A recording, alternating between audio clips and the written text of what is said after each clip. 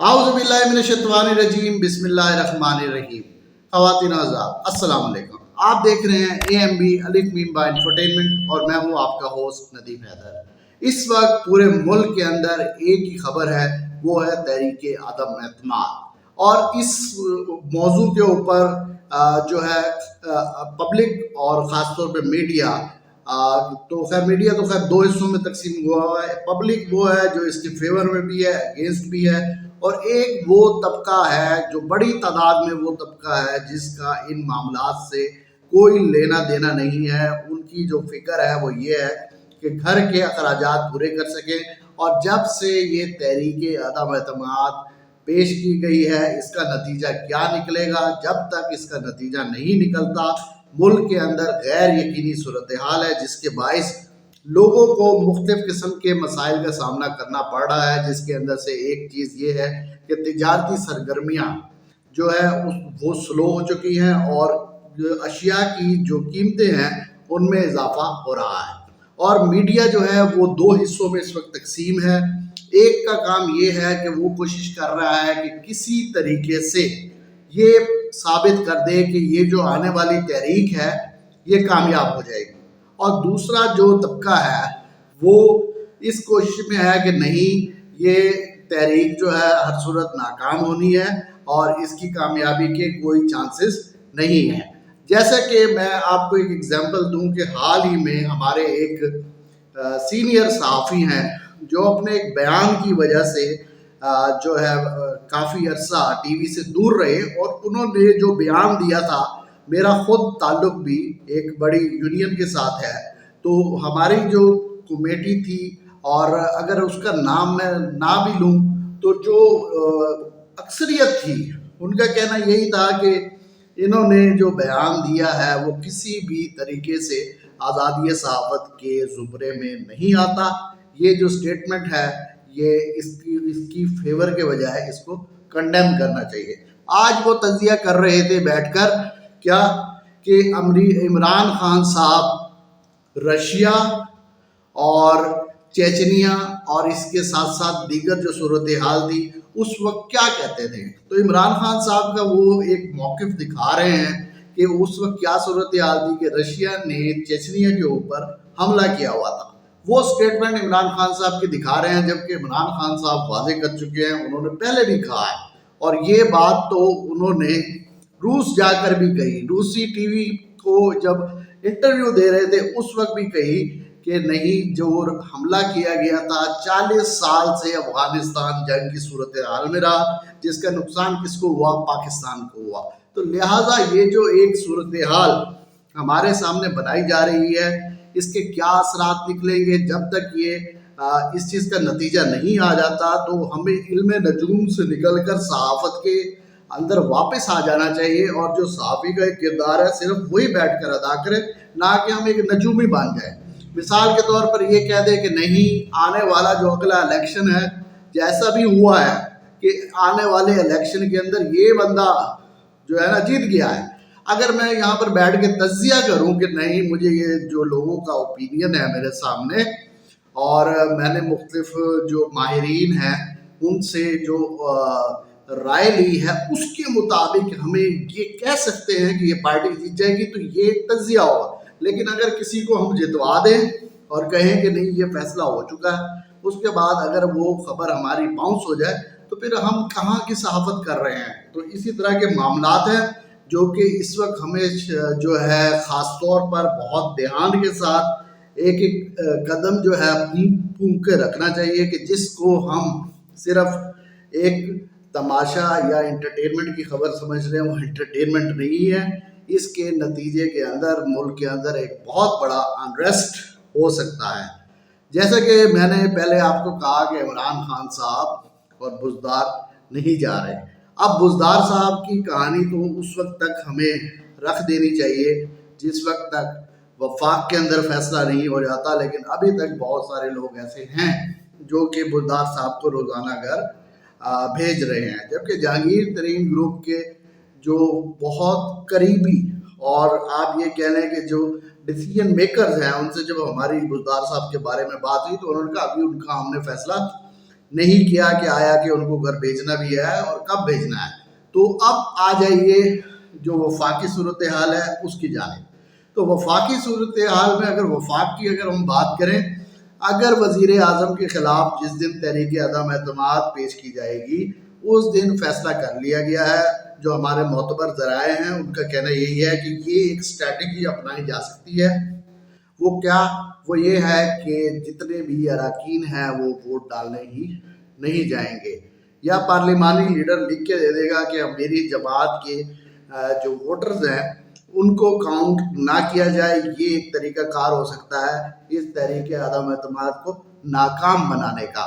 लेकिन देखिए, ये कोई भी पेशन गोई आप कर तो सकते हैं, लेकिन 100% नहीं कह सकते कि ऐसा ही होगा। अगर किसी भी बात की तरफ आप इशारा करते हैं तो उसके पीछे कुछ हकाइक, कोई रिसर्च, कोई डाटा, लोगों की राय और बहुत सारे मामलात होते हैं जिनको आप लिंक करके किसी नतीजे के ऊपर पहुंचते हैं। तो इस वक्त जो हमारे मोतबर कुछ ज़राए हैं, उसके अलावा जो सीनियर सहाफ़ी हैं, उनका कहना ये है कि अगर इमरान खान साहब के ख़िलाफ़ ये तहरीक अदम एतमाद ले आए हैं, अगर ये कामयाब अव्वल तो नहीं होगी, अगर ये कामयाब हो भी गई तो उसके बाद आप क्या समझते हैं कि एक साल जो बच जाएगा उसके अंदर हुकूमत कौन बनाएगा? और क्या इमरान खान साहब अगर तहरीक आदम एतमाद जो है कामयाब हो जाती है, वो एक बतौर MNA के तौर पर घर जाते हैं, तो उसके अंदर क्या वो इस्तीफे दे देंगे या अपोजिशन लीडर बनकर, तमाशाई बनकर वो असम्बलियों के अंदर वापस आकर वहाँ पर बैठेंगे और जो ये एक साल रह जाएगा इसको गुजारेंगे? तो ये एक बड़ी सूरत हाल जो है गैर यकीनी सूरत हाल है और इसके अंदर कोई चीज़ कंफर्म नहीं है। जब बिलावल भुट्टो साहब से ये सवाल किया गया था तो उन्होंने क्या कहा था? उन्होंने ये कहा था कि अभी हमने कुछ जो है लेजिस्लेशन करनी है, ये करना है, वो करना है। हालांकि बिलावल साहब को अच्छी तरीके से मालूम है कि अगर वो कानून साजी की बात करें तो आप अगर 172 का फिगर पूरा भी कर लें तो आपके अंदर इतनी सलाहियत नहीं है कि आप कानून साजी कर सकें। इस सारी सूरत हाल के अंदर जो सबसे ज़्यादा अहम किरदार जो है वो आसिफ अली जरदारी और उसके साथ साथ शहबाज शरीफ साहब से ज़्यादा जो अहम किरदार है वो इस वक्त मौलाना फजलुर रहमान साहब का है। उसकी वजह क्या है? उसकी वजह ये है कि जो नून लीग है उसका जो वोटर है, सपोर्टर है, वो लाहौर की हद तक है, जबकि पीपल्स पार्टी की बात की जाए तो उसका जो वोटर सपोर्टर है वो सिंध की हद तक है। लेकिन मौलाना फजलुर रहमान साहब के पास जो है मदरसों की सूरत के अंदर और तलबा की सूरत के अंदर एक ऐसी फोर्स मौजूद है, अगर उसका किसी भी अंदाज में मिस यूज़ हुआ, जैसे कि इसका एक ट्रेलर हम पार्लियामेंट लॉजेस के अंदर जो वाक़या पेश आया उसकी सूरत में देख सकते हैं। अगर ये मिस यूज़ हुआ तो आप 17 जून को भूल जाएंगे और क्या हमारा मुल्क एक और 17 जून या इससे रिलेटेड, इससे मिलता जुलता कोई भी सानिया कबूल करने की सूरत हाल में है? तो थोड़ा सा एक जो है नज़र डालते हैं मौलाना फजलुर रहमान साहब की ज़िंदगी के ऊपर। तो मौलाना फजलुर रहमान साहब जिनका ताल्लुक़ जो है एक नहायत गरीब ख़ानदान से था और इनके वालिद साहब के जो क्लास फेलोज़ हैं, जो इनके जमात हम क्लास में पढ़ते रहे इनके साथ, जिन्होंने सारी ज़िंदगी मुफ्ती महमूद के साथ गुजारी है, वो यही बताते थे कि हमारे साथ जब मुफ्ती साहब आया करते थे तो वो किस हद तक गरीब होते थे और वो क्या करके किस तरीके से बच्चों से पैसे जो है लिया करते थे। कि ये अब मैं उनका वाक़या यहाँ पे कोट करना नहीं चाहता कि वो क्या क्या करते थे, लेकिन बात यह है कि सिर्फ यहाँ पर ये बात बताने का मकसद ये है कि मौलाना साहब का जो ख़ानदान है वो कोई जद्दी पुश्ती अमीर नहीं है, कोई अमीर कबीर घराने से इनका ताल्लुक नहीं है, नहायत मतवस्त और गरीब ख़ानदान से इनका ताल्लुक था। लेकिन इस वक्त अगर इनकी ज़िंदगी देखी जाए तो नहायत पुरताइश ज़िंदगी मौलाना साहब गुजार रहे हैं, और इनके अरबों खरबों की प्रॉपर्टीज़ हैं। और मैंने एक इनके जो है कारकुन थे, उनको मैंने फ़ोन किया, उनसे मैंने पूछा कि भाई बात ये है कि थोड़ा सा मुझे बताइए कि मौलाना साहब की तो मैंने सुना था कि एक एक घर है, जो एक मस्जिद वो बना रहे थे बाबरी मस्जिद के नाम पे, तो उन्होंने कहा एक घर नहीं है, 5 महलात, नहीं पता नहीं कितने कितने उनके महलात हैं, 5 से ज़्यादा महलात उनके मौजूद हैं। तो ये तो एक थोड़ी सी जो अगर मौलाना साहब की ज़िंदगी के ऊपर जो है अगर आप निगाह दौड़ाएं तो आप हैरान रह जाएंगे कि इस हद तक प्रॉपर्टी उन्होंने बनाई कैसे। इसके अंदर जो कसूरवार है वो मौलाना साहब कम कसूरवार है, वो कसूरवार ज़्यादा हैं जो हुकूमत में होने के बावजूद उनका एहतसाब नहीं कर सके।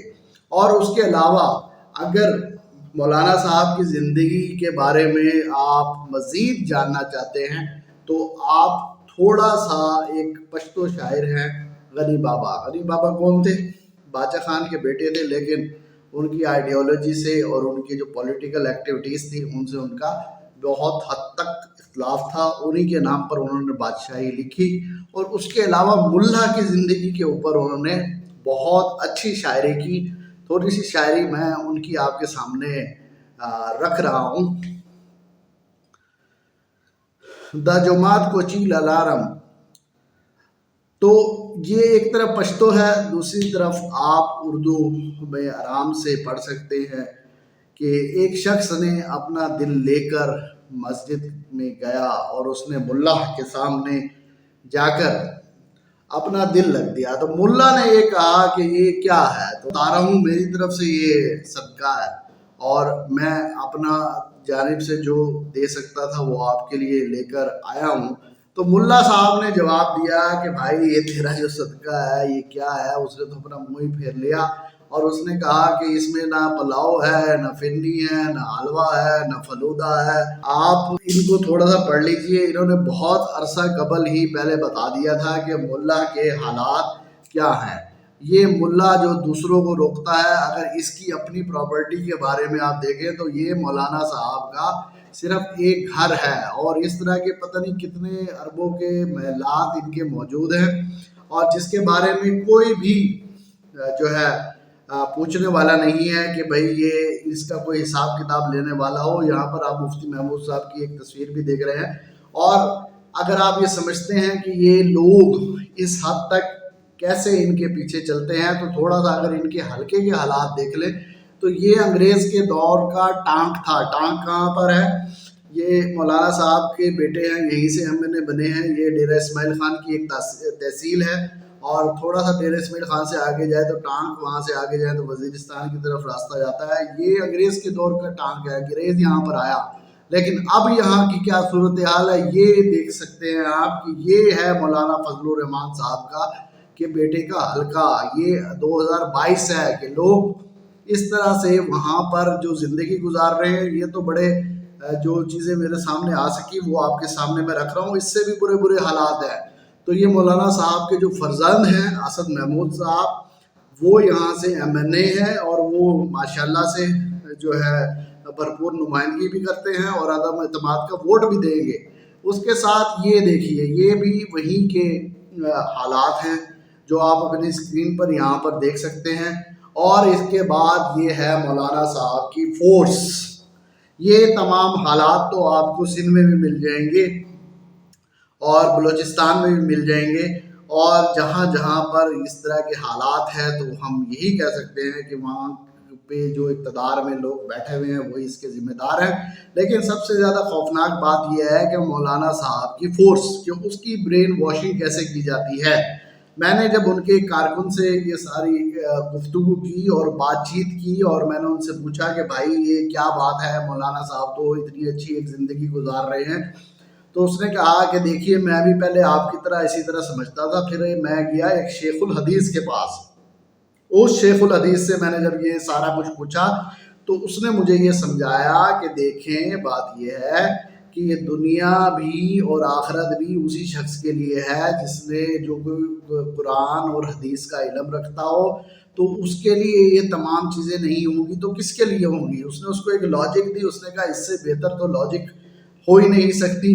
तो लिहाजा जो ये अंसारुल इस्लाम है मौलाना साहब की, ये इनका तकरीबन ब्रेन वॉशिंग की जा चुकी है और ये लोग समझते हैं कि बस जो मौलाना साहब ने कह दिया ये हरफ आखिर है। इस तमाम सूरत हाल के अंदर जो सबसे खौफनाक बात है वो यही है कि अगर ये लोग आ गए, और जैसा कि पहले आ भी चुके हैं और इनको अहकामात भी जारी किए जा चुके हैं कि आप लोगों ने पहुंचना है, तो अगर कोई तसादुम की सूरत हाल बनी तो याद रखिएगा ये तसादुम आप 17 जून को भूल जाएंगे। अब एक बात दूसरी ये है कि ये जो पीडीएम थी, फटा हुआ ढोल मूवमेंट, तो ये एकदम आप ये कैसे कह सकते हैं कि एकदम इसके अंदर इतनी जान आ गई और ये सब मिल गए और इस बात पर जो है इनका इत्तफाक भी हो गया कि अब सिर्फ तकरीबन 1.25 साल बचा हुआ है और हम तहरीक अदम एतमाद ले आए और इमरान खान साहब को हटा दें। और फिर ये देख लें, इनकी एक तस्वीर ही देख लें तो इसमें देखेंगे कि मरियम साहिबा कहीं देख रही हैं, मौलाना साहब के चेहरे का रंग उड़ा हुआ है और बिलावल साहब तो ऊपर ही देखे जा रहे हैं। तो इनके कोई चीज़ आपस में नहीं मिलती थी। तो फिर ऐसी क्या सूरत हाल और वजह बन गई कि ये सबको उसने इकट्ठा कर दिया। तो ये ऐसा नहीं है कि ये सिर्फ इसके अंदर पाकिस्तान के अंदर मौजूद कुव्वतें इसके अंदर अपना किरदार अदा कर रही हैं, बैरूनी कुव्वतों का 100% इसके अंदर जो है किरदार है। और अभी भी वक्त है, लोगों को सोचना चाहिए और ख़ास तौर पे उन लोगों को सोचना चाहिए जिन्होंने जो कि वोट लेकर असम्बली के अंदर आवाम का वोट लेकर पहुंचे हैं, तो वो क्या इस मूवमेंट के नतीजे में कौम को तोहफा देने जा रहे हैं। और इमरान खान साहब से गुजारिश की थी मौलाना ताहिर अशरफी साहब ने, और रिखाड़िए चैनल पे भी बता चुके हैं, हमारे बहुत अच्छे दोस्त भी हैं, तो उन्होंने ये कहा था कि मौलाना साहब को डीजल ना कहा जाए। तो इमरान खान साहब का जो कॉन्फिडेंस लेवल है वो बहुत ज़्यादा हाई है। उन्होंने कहा कि आप डीजल को छोड़िए, ये तो मौलाना नहीं है, इनको मौलाना कहना मौलाना की तौहीन है। और मौलाना होता क्या है, मौलाना से मुराद होता है =MPhil PhD। वो हर चीज़ के बारे में जानता है, उसको पता है कि क्या सही है क्या गलत है और उसके क्या नताइज निकलेंगे। तो ये एक मुख्तसर सी जो सूरत हाल है वो आपके सामने पेश की कि इसके अंदर सबसे ज़्यादा जो ख़तरनाक किरदार है वो किसका है, मौलाना फजलुर रहमान साहब का है। और इसके क्या नताइज निकलेंगे, तो बेहतर यही है कि इसको पुरअमन अंदाज के अंदर पाए तकमील तक पहुँचाया जाए, क्योंकि ये अपोजिशन का एक आइनी हक है इस निज़ाम के तहत, जिसको पार्लिमानी निज़ाम कहते हैं। आइन के तहत वो ये सब कुछ कर सकते हैं, लेकिन इस आइन के तहत तो ये सब कुछ कर सकते हैं, लेकिन ये आइन इस चीज़ की इजाज़त नहीं देता कि 20-20 करोड़ रुपए की आप एक MNA को ऑफर करें और उन्हें ख़रीदें और उनसे अपनी मर्ज़ी का वोट डलवाएं। तो लिहाजा इंतज़ार कीजिए, तहरीक अदम एतमाद आएगी और ये दुआ करें कि ये नाकाम हो जाए। और तो बेहतर है, क्योंकि अगर ये कामयाब हो गई तो फिर एक और नई लड़ाई शुरू हो जाएगी। और वो लड़ाई किसकी जानिब से होगी, हमारे मौजूदा वज़ीर आज़म इमरान खान साहब के जानिब से होगी। जब उनका रिएक्शन आएगा तो वो बहुत ज़्यादा शदीद होगा, और फिर उसके नतीजे में जब तक मुल्क के हालात स्टेबल नहीं होते तो एक आम गरीब आदमी, जिसकी मैं बात कर रहा हूँ, एक मेरे दोस्त हैं सहाफ़ी सीनियर, उन्होंने कहा आम गरीब आदमी का इस चीज़ से क्या ताल्लुक़ है। उसका ताल्लुक़ तो सिर्फ इस चीज़ से है कि भाई बिरयानी की बोटी वाली जो प्लेट है वो किसने देनी है और वोट किसको डालना है। उसके बाद उसका सारा मामला से कोई ताल्लुक़ नहीं होता, वो कोई उसको फ़र्क नहीं पड़ता कि तहरीक अदम एतमाद लाने के लिए क्या तरीका अपनाया जाता है, क्या उसके मराइल होते हैं, क्या उसमें हम डिफरेंट स्टेप्स उठा सकते हैं। और एक नई चीज़ होने जा रही है, उसको इंशाल्लाह हम देखेंगे और उसके मुख्तलिफ पहलुओं के बारे में आपको आगाह करते रहेंगे। अपना बहुत बहुत ख्याल रखिए। अगर मेरी वीडियो पसंद आए तो मेरे चैनल को सब्सक्राइब करें और इसको शेयर करें, और कोई भी क्वेश्चन हो वो कमेंट्स में कीजिएगा।